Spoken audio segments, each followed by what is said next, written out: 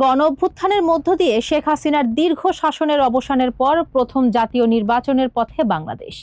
এই ভোট শুধু দেশের ভেতরের ক্ষমতার প্রশ্নই নয়, দক্ষিণ এশিয়ায় ভূ রাজনীতিতেও এটি এক গুরুত্বপূর্ণ সন্ধিক্ষণ। কারণ আসন্ন নির্বাচনের দিকে সতর্ক দৃষ্টি রেখেছে বাংলাদেশের তিন প্রভাবশালী প্রতিবেশী ভারত, চীন ও পাকিস্তান।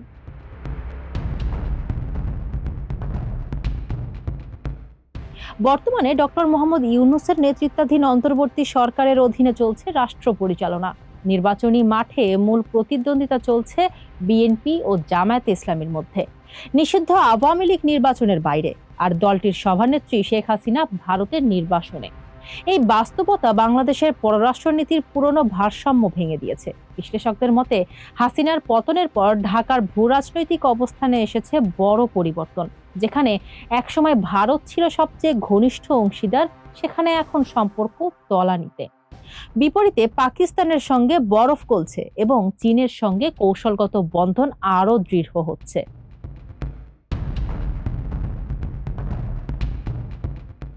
ভারতের দুশ্চিন্তা, হারানো মিত্র, অনিশ্চিত ভবিষ্যৎ। দিল্লির জন্য এই নির্বাচন সবচেয়ে সংবেদনশীল।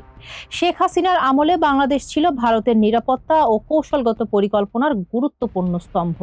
বাণিজ্য, জ্বালানি ও নিরাপত্তা সহযোগিতায় দুই দেশের সম্পর্ককে সোনালী অধ্যায় বলেছিলেন খোদ নরেন্দ্র মোদী।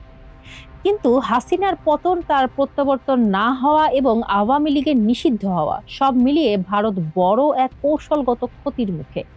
বিশ্লেষক মাইকেল কুগেলমনের মতে ভারত এমন এক সরকার চায় যা দিল্লির সঙ্গে কাজ করতে আগ্রহী হবে। জামায়াত নেতৃত্বাধীন সরকার হলে ভারতের ক্ষেত্রে রাজনৈতিক ও নিরাপত্তা ঝুঁকি থাকলেও বিএনপির সরকার এলে দিল্লি কিছুটা স্বস্তি পেতে পারে।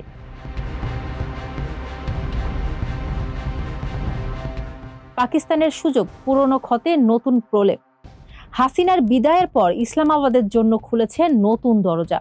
সরাসরি বাণিজ্য, বিমান চলাচল ও সামরিক যোগাযোগ সবকিছুই ফের চালু হয়েছে। পাকিস্তান মূলত প্রতিরক্ষা ও সাংস্কৃতিক কূটনীতির মাধ্যমে ঢাকাকে কাছে টানতে চাইছে। বিশ্লেষকদের মতে জামায়াত সরকার হলে পাকিস্তান সবচেয়ে বেশি স্বাগত জানাবে, তবে বিএনপির সরকার হলেও ইসলামাবাদ অসন্তুষ্ট হবে না, যতক্ষণ না ঢাকা দিল্লির সঙ্গে ঘনিষ্ঠতায় ফিরে যায়। পাকিস্তানের কৌশল স্পষ্ট, ভারতের পূর্ব সীমান্তে চাপ বাড়ানো।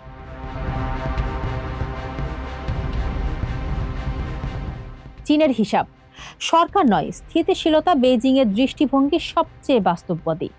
দলমত নির্বিশেষে বাংলাদেশের সঙ্গে সম্পর্ক রাখাই চীনের নীতি। অবকাঠামো, বিনিয়োগ ও প্রতিরক্ষা সহযোগিতায় চীন ইতোমধ্যে ঢাকার অন্যতম প্রধান অংশীদার। অন্তর্বর্তী সরকার আমলেই চীন $2.1 বিলিয়ন বিনিয়োগ নিশ্চিত করেছে। বিশ্লেষকদের মতে ভোটের পর যারাই ক্ষমতায় আসুক, চীন সম্পর্ক বজায় রাখবে। তাদের মূল লক্ষ্য রাজনৈতিক স্থিতিশীলতা ও বিনিয়োগ সুরক্ষা, পাশাপাশি বাংলাদেশের ওপর মার্কিন প্রভাব সীমিত রাখা। সুতরাং এই ভোটের রায় কেবল ব্যালট বাক্সে সীমাবদ্ধ নয়, এটি একসঙ্গে পরীক্ষা নেবে বাংলাদেশের রাজনৈতিক স্থিতিশীলতা, কূটনৈতিক দক্ষতা ও জাতীয় স্বার্থ রক্ষার সক্ষমতা, যেখানে প্রতিটি ভোটের ফলাফলে নজর রাখছে দিল্লি, বেইজিং ও ইসলামাবাদ। প্রশ্ন একটাই, নতুন সরকার কি পারবে তিন শক্তির চাপ সামলে নিজের পথ নিজেই ঠিক করতে?